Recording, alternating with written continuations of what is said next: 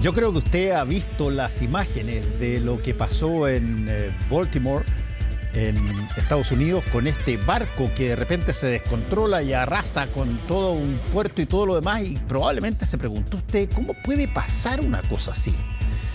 ¿Qué tiene que ocurrir para que se descontrole absolutamente un vehículo de este tamaño, de esta capacidad, y que deja una crema con personas que están desaparecidas? En fin. Bueno, vamos a conversar con Raúl sobre esto, porque una variable fuera del accidente que vamos a conversar, una variable que empieza a pasar ahora, después de ya un par de días del accidente, es a ver cómo se afecta el cabotaje en Estados Unidos y en otros países a raíz de la liquidación de este puerto en Baltimore. Raúl, ¿cómo estás? Hola, Fernando. Este es uno de los puertos importantes de Estados Unidos, uno de los puertos clave, especialmente para la exportación de automóviles, también de carbón y una serie de, maquinaria. De manera que es un puerto muy importante para los Estados Unidos y todavía hay muchas dudas sobre qué ocurrió. Lo que se sabe es que el buque, Dalí, tuvo una falla y que perdió su corriente eléctrica y quedó oscura. Después se recuperó y ahí vemos, esa imagen es muy interesante, atrás se ve un humo negro Sí. y ese humo provenía del buque. Y ese humo oscuro ha dado pie a la especulación que el petróleo que llevaba a bordo, el combustible del buque, estaba adulterado, y eso fue lo que le hizo perder momentáneamente su energía, y se apagaron los motores, y con esto el buque se desvió y dio contra uno de los pilares de este puente que tiene alrededor de 2 kilómetros y es absolutamente clave y estratégico para sacar productos y entrar productos a Estados Unidos. Y para el estado de Maryland, que es donde se encuentra Baltimore, es absolutamente clave, da empleo en total a cerca de más de 45.000 personas, en fin. Y esto representa un revés muy serio para la región, pero también para el comercio, porque cada uno de estos incidentes va a significar atraso, va a significar que suben costos. Y si fuera solamente este caso, Estados Unidos es un país con una gran infraestructura y tiene una serie de posibilidades de puertos alternativos, es decir, Estados Unidos no depende de Baltimore. Esto le genera un inconveniente, sobre todo a la gente de la región, pero no va a afectar mayormente a la economía estadounidense, más allá de tener que reconstruir este gran puente. Todo tiene costos, pero no son costos exorbitantes. Sin embargo, esto se suma a una serie de otras situaciones en el mundo que son muy preocupantes. Por ejemplo, el Mar Rojo. El Mar Rojo es el mar a través del cual se llega al Canal de Suez. Y bueno, el Canal de Suez es absolutamente clave para todo el comercio entre Asia y Europa, y también hacia Estados Unidos. De manera que el cierre, no es el cierre total, pero desde el momento que los hutis han hundido un buque y han disparado varios proyectiles contra diversos buques, que según los hutis son buques que llevan cargamento o mercancías a Israel, y disparan contra ellos en solidaridad con lo que ocurre en Gaza, en solidaridad con Hamas, y por eso están atacando los buques. Occidente, especialmente Estados Unidos, ha replicado con una serie de bombardeos a las bases hutis de donde suponen que hacen los disparos, pero el efecto neto de esta situación es que un número creciente, y yo diría muy buena parte del comercio que pasaba por el Canal de Suez, se ha desviado y va por el sur, por el Cabo de Buena Esperanza, es decir, bajan hasta, dan la vuelta alrededor de África, ya no cruzan el Canal de Suez, lo cual además es una pérdida importante de ingresos para Egipto. Pero esto encarece, se estima que el costo del transporte por tener que dar la vuelta por África, aumenta en 20% el valor de las mercancías en cuanto al ítem de transporte.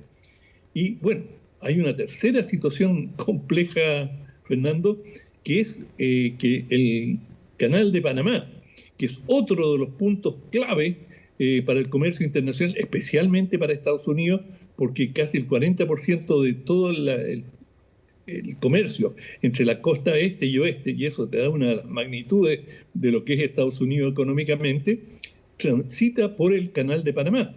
Pero el Canal de Panamá está sufriendo ya desde hace algún tiempo una sequía importante, especialmente en el lago Gatún, y la falta de agua, además por un aumento de la demanda del consumo humano, ha significado que han tenido que reducir sustantivamente en un 30-40% el tráfico de buques, de manera que cualquiera que haya visitado estos lugares, ya sea el Canal de Panamá, la cantidad de buques estacionados en tiempos normales que están esperando cruzar, esperando su turno, es enorme, ni hablar de otros lugares en que se acumulan, pero masas de cientos de buques a la espera de pasar por estos lugares que militarmente a veces se le llama lugares de estrangulamiento. Oye, no se sabe exactamente qué pasó con el buque en Baltimore, ¿verdad? ¿O sí se presume que tuvo bueno, el buque había cumplido con todos los requisitos técnicos, en el sentido, no en cuanto a la calidad del buque, que leí que en Chile hubo algunas objeciones al buque, y este buque ya había tenido un incidente anterior, pero eso es perfectamente posible. Los accidentes ocurren, especialmente en cuestiones navales, pero la hipótesis más corriente en estos momentos es que tuvo un problema, andaba con petróleo adulterado, y que esa nube de humo negro era la prueba de que hubo una adulteración y que el petróleo, la falla estuvo en el petróleo, y eso le apagó los motores, estuvo a la deriva unos minutos sin luz, y esto afortunadamente tenía pilotos especializados del puerto. Es decir, tú no puedes sacar el buque con un piloto de otro país. Por ejemplo, el conjunto de la tripulación del Dalí eran indios, hindúes, que 21 de ellos, más 2 pilotos especialistas en el puerto de Baltimore, que eran los responsables de sacar el buque desde el puerto al alta mar. Bueno, y se ha, digamos, agasajado mucho, se ha felicitado a estos pilotos especializados, porque cuando ellos vieron que no iban o que tenían una posibilidad de estrellarse contra uno de los pilones del puente, dieron la alarma. Y eso explica por qué tuvieron relativamente pocas bajas, porque hasta ahora hay 6 desaparecidos, y este es un punto triste a recordar. Los 6 son centroamericanos, un guatemalteco, un salvadoreño, un hondureño, y de los otros 3 todavía no se ha escuchado, pero se sabe que son centroamericanos. ¿Y qué hacían estos 6 personas desaparecidas en el medio del puente? Estaban tapando hoyos, estaban mejorando la carretera sobre el puente. Y eso te dice también volúmenes de qué hacen los centroamericanos, es decir, tanto que se escucha que la inmigración es una peste. Bueno, me refiero a los elementos xenófobos en Estados Unidos. Ahí tienes quienes estaban a medianoche trabajando en un puente, y que muchas veces esa es la mano de obra sacrificada que repara las carreteras y muchas otras obras de infraestructura. Y ahora ya se dan por perdido estas 6 personas, y bueno, estas fueron las únicas víctimas fatales de las cuales se sabe, gracias a estos pilotos que pudieron dar la alarma. Y hay que señalarlo, la policía reaccionó muy rápido, en cuestión de menos de un minuto ya estaba parando el tráfico, porque si hubiese tenido, aunque era a horas de la madrugada, pero si hubiese tenido un tráfico normal, parecía película de terror. O sea, han habido varias películas en que se desploman puentes, ¿no? Oye, déjame hacerte una pregunta que puede ser media ingenua, pero ¿no tienen los barcos? Yo entiendo que tienen un cabotaje gigantesco, es una tremenda mole y por lo tanto tiene una inercia cuando va en movimiento feroz, que es muy difícil de parar, pero no tienen mecanismos que eventualmente impidan o fuercen una detención, si tú quieres, de emergencia. No, no tiene freno de mano. Claro, antes no, de chocar, eso me refiero. Sí, lo que aparentemente hicieron estos técnicos fueron soltar el ancla Sí. y tratar de frenar, pero el choque pudo haber sido más violento aún. Digamos, el buque no quedó tan averiado y, bueno, el puente, hay también muchas dudas sobre la calidad del puente.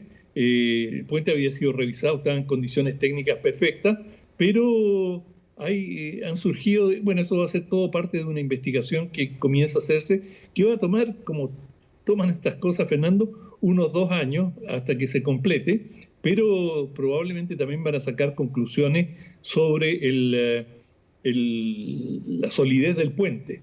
Y el otro punto que pasa con todo, con el tiempo, el tráfico, cuando se construyó este puente en 1977 por ahí, el tráfico naval no era la sombra de lo que es ahora. Y todo eso va generando mayor presión en la navegación y, por supuesto, que hay una variable estadística que a mayor tráfico, mayor posibilidad de que ocurra un incidente. Y, claro, no es común que un buque se quede sin energía, pero las crisis son precisamente eso, una sumatoria de circunstancias inesperadas. Es decir, el buque debió haber pasado sin ningún problema bajo el puente, pero se dio esa circunstancia especial que quedó sin poder. Bueno, yo tengo la impresión que vamos a conocer una verdad oficial obligatoriamente de la investigación que se está haciendo sobre qué pasó. Y ahí estaremos conversando de nuevo sobre este buque y este accidente que, para serte franco, parece bien difícil de aceptar que pase en un país donde tiene casi, pero cuadriculado todas las cosas perfectas para que en este tipo de cosas no ocurra una situación como la que ocurrió. Exacto. Déjame decir nada más que una cosita más para doña María, o doña Juanita, que como producto negativo de todo esto podemos esperar de que los precios de una serie de productos van a comenzar a subir. Es decir, recordamos las cadenas de abastecimiento, cómo se vieron afectadas durante la pandemia y cómo subió el valor de los autos y de una serie de otros productos. Bueno, acá, si tenemos Baltimore, tenemos el cierre parcial del canal de Suez, tenemos dificultades con el canal de Panamá, eso va a subir el costo del transporte y la oportunidad con que llegan las cosas. De manera que hay que ponerlo ahí en el presupuesto en alguna parte, que algún efecto vamos a tener aquí de todo esto. Bueno, era que no. Muchas gracias, Raúl. Que te vaya bien. Hasta mañana, chao.